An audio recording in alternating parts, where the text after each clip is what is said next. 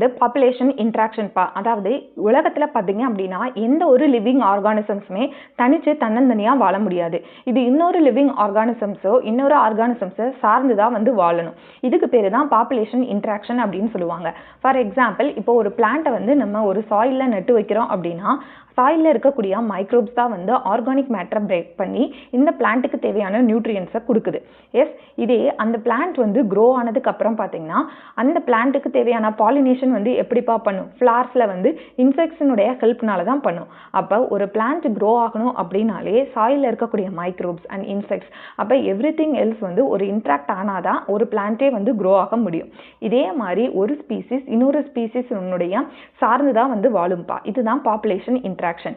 இந்த சார்ந்து வாழுதுல ஒரு ஸ்பீசிஸ் இன்னொரு ஸ்பீசிஸ்னுடைய இன்ட்ராக்ட் ஆகுதுல, இந்த இன்ட்ராக்ஷன்ஸ் வந்து பார்த்தீங்கன்னா between two different species of organism they can be.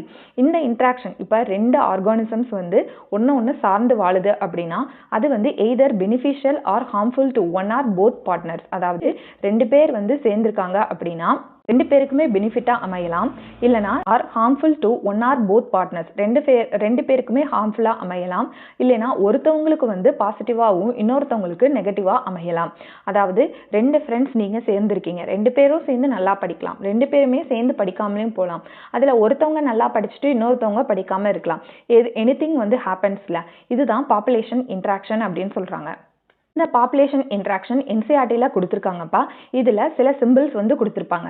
இப்போ பாசிட்டிவ் ப்ளஸ் சிம்பிள் அப்படிங்கிறது எதுக்காக கொடுக்குறாங்க அப்படின்னா பெனிஃபிஷியல் ஸ்பீசிஸ்க்கு ப்ளஸ் சிம்பிள் கொடுக்குறாங்க.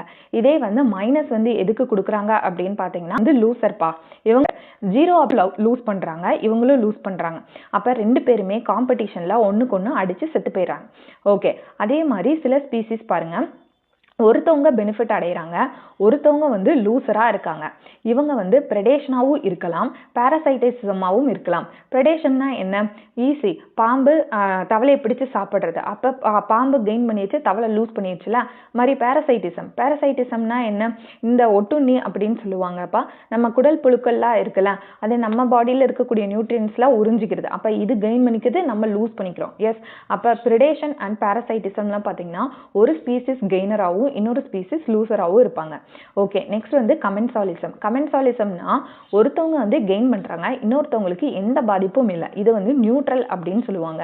ஓகே, இன்னொன்று வந்து பார்த்தீங்கன்னா அமென்சாலிசம் அப்படின்னா என்ன? ஒருத்தவங்க வந்து லூஸ் பண்ணுறாங்க, ஒருத்தவங்க வந்து லூசராக இருப்பாங்க, ஒருத்தவங்களுக்கு எந்த பாதிப்புமே இல்லை. ஓகே, அதாவது கமென்சாலிசமும் அமென்சாலிசம் ஒரே மாதிரி தான்ப்பா வரும். கமென்சாலிசம் பார்த்தீங்கன்னா ஒருத்தவங்க கெயின் பண்ணுறாங்க, இன்னொருத்தவங்க நியூட்ரலாக இருக்காங்க.